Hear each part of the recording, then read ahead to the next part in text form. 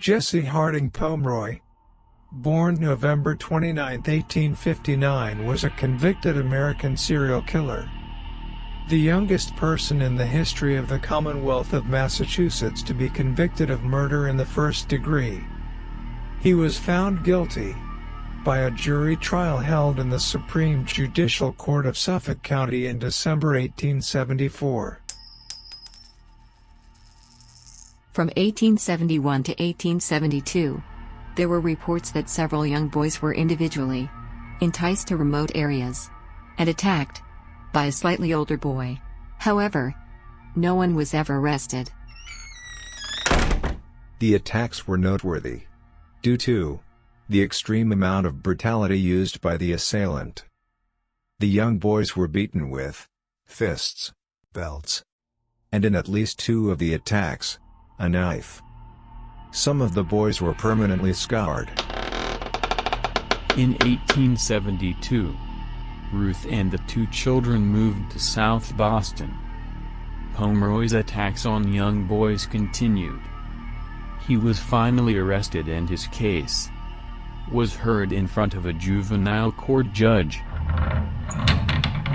Pomeroy was found guilty and sentenced to the State Reform School for Boys at Westborough, Massachusetts, for his minority until he turned 18.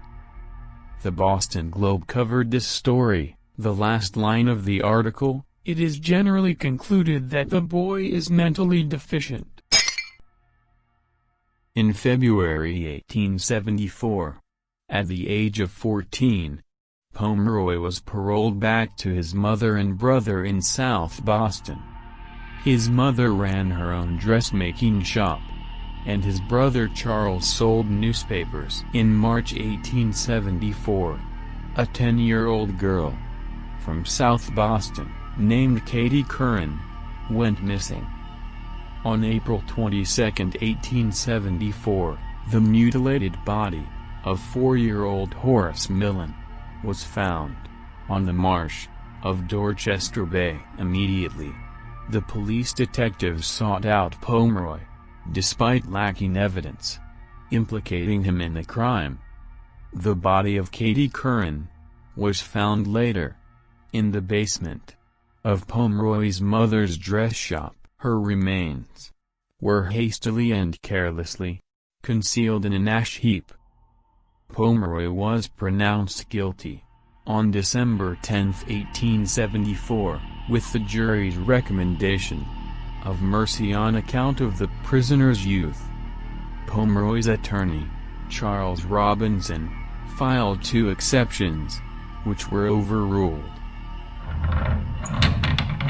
In February 1875, Pomeroy was sentenced to death by hanging.